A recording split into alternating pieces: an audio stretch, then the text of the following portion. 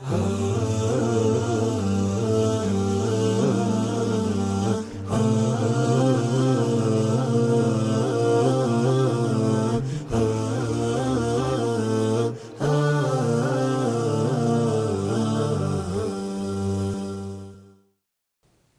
الله الرحمن الرحيم الحمد لله والصلاة والسلام على رسول الله وبعد السلام عليكم ورحمة الله وبركاته প্রিয় দর্শক শ্রোতা ভাই ও বোনেরা, আপনারা যে যেখান থেকে আমাদের আজকে আলোচনা শুনছেন সকলকে জানাচ্ছি আন্তরিক শুভেচ্ছা ও মুবারকবাদ। প্রিয় দর্শক, আমরা যে বিষয়টি নিয়ে আজকে আলোচনা করব এই বিষয়টি অনেক গুরুত্বপূর্ণ। আর এই বিষয়টি আমরা সবাই এই বিষয়টি পালন করি 12 নম্বর মাসে, যেটা জিলহজ মাসে।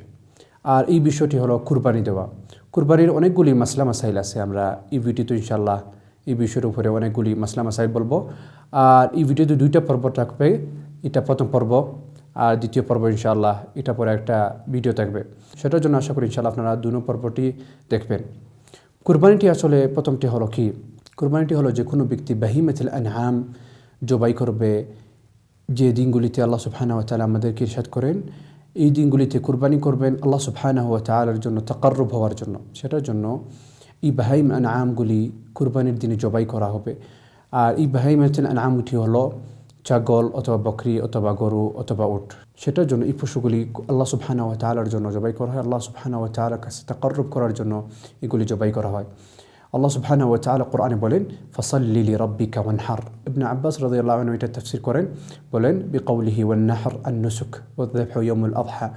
সেটার জন্য ইবনে আব্বাস রাদিয়াল্লাহু আনহু উনি বলেন, তাফসীর করেন, আন-নাহরটি হলো নুসুক আর যাবহ ইয়াউমুল আযহা কুরবানির দিনে জবাই করা। আর এটার মাশরুইয়ত হলো হাদিস থেকে, যে আনাস রাদিয়াল্লাহু আনহু থেকে বর্ণিত, তিনি বলেন, ضحى النبي صلى الله عليه وسلم بكبشين أملحين فرأيته واضعا قدمه على صفاحهما يسمي ويكبر فذبحهما بيده متفق عليه।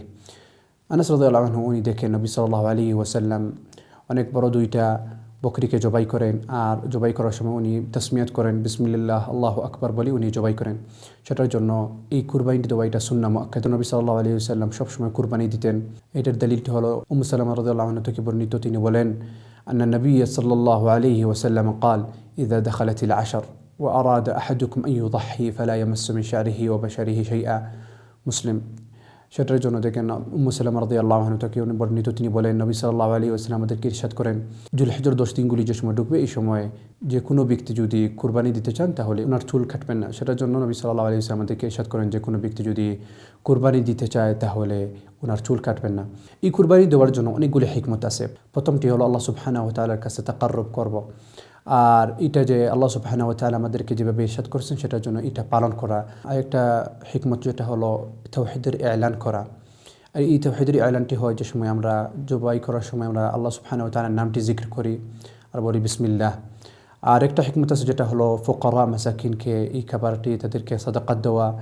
আর একটা হিকমত আছে যে নিজের ছেলে মেয়ে ওনারা খুশি করার জন্য ঈদের দিন ওনারাও মাংস থেকে খেলেন। সেটার জন্য এই কুরবানিটির অনেক হিকমত আছে। আরেকটা হিকমত হলো যেটা হলো আল্লাহ সুবহানাহু ওয়া তাআলাকে শুকর করা এই নিয়ামতটি আমাদেরকে দেওয়ার জন্য, এই টাকা পয়সা নিয়ামতটি দেওয়ার জন্য। আর যে কোনো ব্যক্তি যদি কুরবানি দিতে চান তাহলে এটার জন্য শরত আছে। প্রথম শরতটি হলো কুদরা। আর এই কুদরতটি হলো যে কোনো ব্যক্তি যদি কুরবানি দিতে চান তাহলে এই কুরবানির টাকাটি ওনার কাছে কুদরত থাকতে হবে এই কুরবানিটি কেনার জন্য। দ্বিতীয়টা হলো এই কুরবানি যে কোনো ব্যক্তি যদি দিতে চান তাহলে এই কুরবানিটি বাহিমাতুল আনআম থেকে থাকতে হবে। যে কোনো পশু জবাই করলে হবে না। এটা বাহিমাতুল আনআম যেটা হলো ছাগল, গরু অথবা বকরি অথবা উট, এগুলি থেকেই জবাই করতে হবে। আর 3 নম্বরটি হলো যে কোনো ব্যক্তি যদি কুরবানি দিতে চায় তাহলে এই কুরবানিটি সহি সালামতে থাকতে হবে। কোনো অসুখ অথবা কোনো অসুস্থ থাকলে যে অসুখটি দুর্বল করে যায় অথবা ওর মাংসটি নষ্ট করে দেয় তাহলে এই কুরবানিটি হবে না। সেটার জন্য এই কুরবানি যে কোনো ব্যক্তি যদি দিতে চায় তাহলে কুরবানিটি সহি সালামতে থাকতে হবে। কুরবানির কোনো বড় অসুখ থাকলে তাহলে এই কুরবানিটি হবে না। আর এই অসুখটি অনেকগুলি অসুখ আছে, যেমন এই কুরবানির চোখটি নষ্ট অথবা চোখ দেখতে পারে না অথবা লেংরা অথবা একটা হাত ভাঙ্গা অথবা একটা পাও ভাঙ্গা অথবা একটা অনেক বড় একটা দুর্ঘটনা এই কুরবানির, অথবা এই কুরবানিটি দেখতে পারে না, অথবা কুরবানির যে কোনো বড় ঘটনা যদি থাকে তাহলে এই কুরবানি দেওয়া হবে না।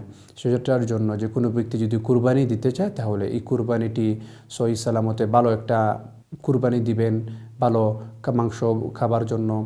আর এই কুরবানির যে কোনো যদি সমস্যা থাকে, এই সমস্যার জন্য মাংসটি নষ্ট হয়ে যায়, তাহলে এই কুরবানিটি দেওয়া ঠিক হবে না। সেটার জন্য এই একটা শরতটি হলো যে কোনো ব্যক্তি যদি কুরবানি দিতে চান তাহলে এই কুরবানিটি ভালো থাকতে হবে, এই কুরবানিটি কোনো বেমার আজার থাকলে হবে না। আর 4 নম্বর শরতটি হলো কুরবানি দেওয়ার জন্য এই কুরবানিটি যে টাইম আল্লাহ সুবহানাহু ওয়া তাআলা আমাদেরকে ইরশাদ করেন কুরবানি জবাই করার জন্য, এই টাইমগুলির ভিতরে আমরা জবাই করে ফেলব।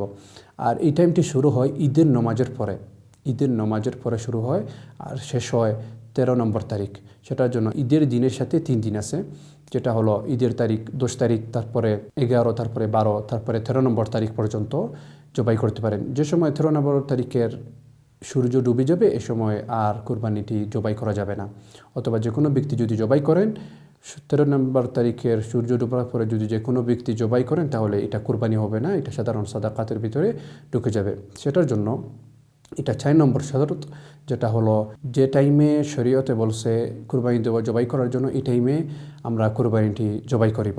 কুরবানি যে কোনো ব্যক্তি যদি কুরবানি দিতে চান তাহলে এই কুরবানিগুলির বয়স আছে, যেটা বকরি হলো বকরির 6 মাসের বেশি থাকতে হবে, আর ছাগলের 1 বছরের বেশি থাকতে হবে, আর গরুর 2 বছরের বেশি থাকতে হবে, আর উটের 5 বছরের বেশি থাকতে হবে।